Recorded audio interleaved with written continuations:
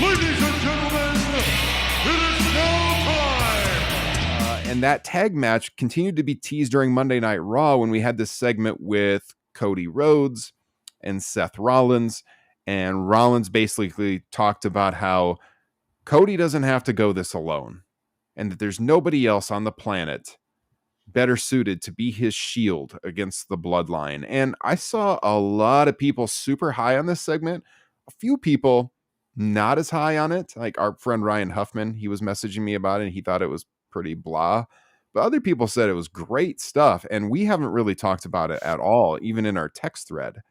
And so I'm curious what you guys thought about it.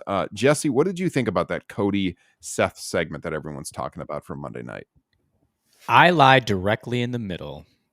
It wasn't blah and it wasn't spectacular. Cody was just there, I felt. I mean, he's always going to be adored by fans no matter what he says. I mean, so what do you want to talk about? He's got to stop that. So I thought Seth actually did a very good job.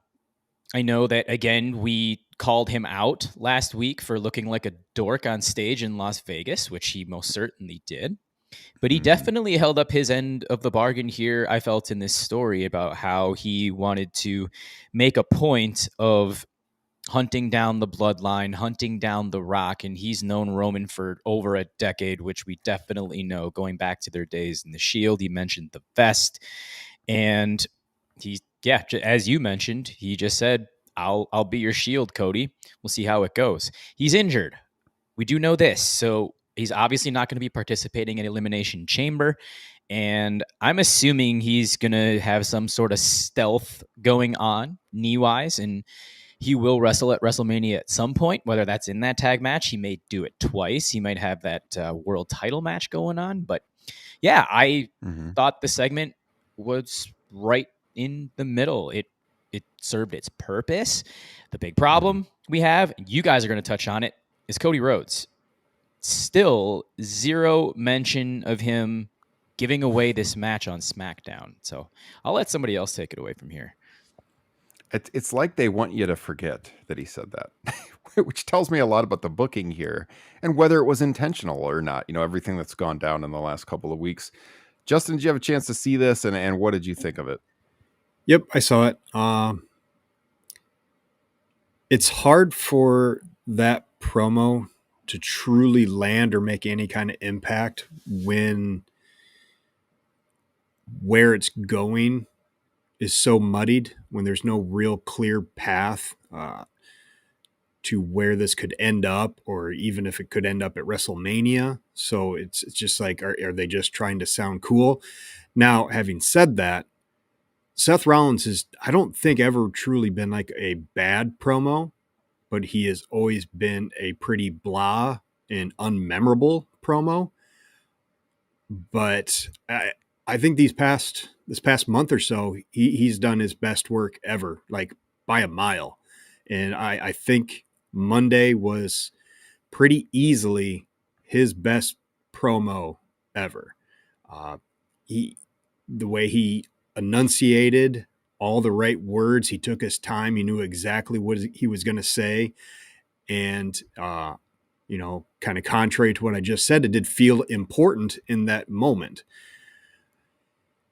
Like I said, the problem is where's it going?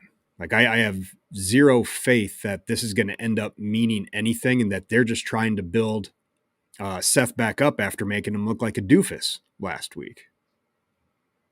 Yeah. I think your take about it being his best promo ever is right on. I thought he was great. We got that goofy cackle like once, I think, at the very beginning. And then he was more serious. His delivery was really good. He played to the crowd perfectly.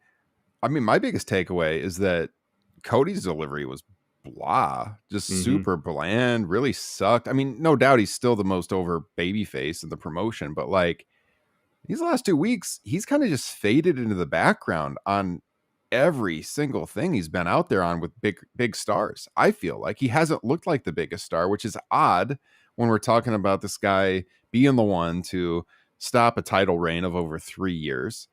And yet when he's on television, even though he gets the great crowd reaction, he's not doing anything that stands out. And he borderline, well, sometimes has looked really bad in just giving away the title match. And we still have, like, they've tried to rewrite that. You know, like you've been quoting this on your Twitter feed, Jesse, to people. He literally said, not at WrestleMania. And then a week later, he's like, I choose you. And we're just going to like pretend that didn't happen. And it wasn't on your most watched show of the week, SmackDown, and everyone saw it. And then, you know, then they keep like pushing this thing where, oh, he hadn't officially made up his mind. Now he's made up his mind. Okay. I mean, I said on the show last week, in the end, it probably doesn't matter. I mean, WWE fans are used to this illogical storytelling these days and have been for a number of years. They're still going to get to where they want to be. So if you're watching, I mean, don't get me wrong. I'm not saying, oh, this is going to sabotage the whole storyline. But if you want to critique the show, which is our job as a podcast, it deserves critiquing that it hasn't made any sense. And it's made Seth look like a geek, like you said, Justin. It's made Cody look weird. In the end, yeah, people were talking about the slap on the kickoff show and stuff. We got Rock appearing on SmackDown this week again, so we'll see how that plays out tomorrow night. But I don't know, man. This has been so disjointed, and I don't buy for a second that this whole thing was planned. I know there's been conflicting reporting out there about this, depending on who you read. The Fightful report says, you know, if this was all worked, the main players, Cody, Seth, they weren't aware. They definitely were not aware. CM Punk, he wasn't aware because he was supposed to be wrestling Seth Rollins until the injury. So I think they changed course because of the crowd reaction. And, you know, it's stunning to me that they didn't see that this is exactly what was going to happen. The Fightful report said that they expected maybe a negative crowd reaction, but they didn't expect the Rocky sucks chance. Really? You didn't expect that? Well, I mean, and that's exactly like for the people who are saying this was the plan all along, there's two things that jump out to me as to why I don't think that is true.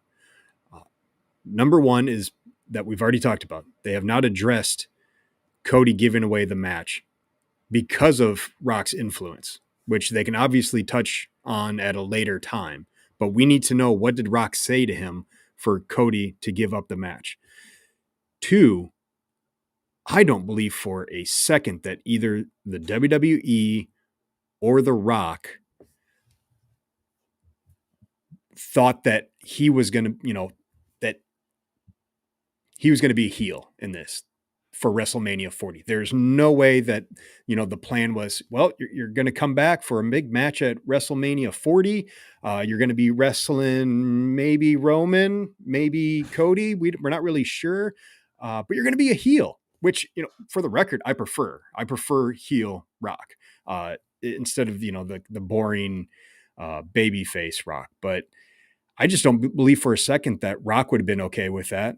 I mean, if you're doing the head of the table match, why would you make them both heels? That doesn't make any sense, where the crowd doesn't want to see either one of them at the head of that damn table. So those are the two things that make me think that, this was not the plan. Yeah. I'll add on to that as well. I mean, Roman looks nothing like a tribal chief next to Dwayne Johnson. Agree. No. Right. You watched him walk out of the building. You saw how Dwayne looked so imposing. Roman just kind of didn't slump, but he had a little bit of swagger to him, but you could tell something was missing, and Paul Heyman was just being Paul Heyman. And it was actually kind of a fun walkout. But yeah, Dwayne is easily the attention grabber here. He is or was the most popular star in Hollywood for a long time. He's probably still in the top 5 in spite of the fact he hasn't had a great movie. That's going to change with Moana 2 here momentarily, but no, I think this whole thing looks extremely contrived, and I don't know where in the world this thing's going, and they're not going to do a great job to me and to us in terms of conveying and making this whole thing make sense. I think that ball's already been dropped and can't be resurrected. I still think they could save it. In fact, I think they've actually done a pretty good reclamation job on it already. In the things that they haven't addressed, I think can be easily explained away. Like I said, we just need Cody to come out and, and tell us, why did you change your mind twice? And honestly, the where is it going and what are the matches going to be? Who's going to be facing who? I do find that kind of intriguing. Although, the end game has to be Cody holding up that title at the end of the night in Philadelphia. Mm-hmm. Yeah, to your point, Justin, about The Rock coming back as a heel, I agree. I can't imagine he'd want to do that, just given all of his business ventures and stuff. Mhm. So that's number one that tells me this couldn't have been planned that way. And then number two, the point that you said, Jesse, about how it makes Roman look secondary. How could you have wanted to form this heel faction with him when obviously your top guy is going to look secondary to this legend?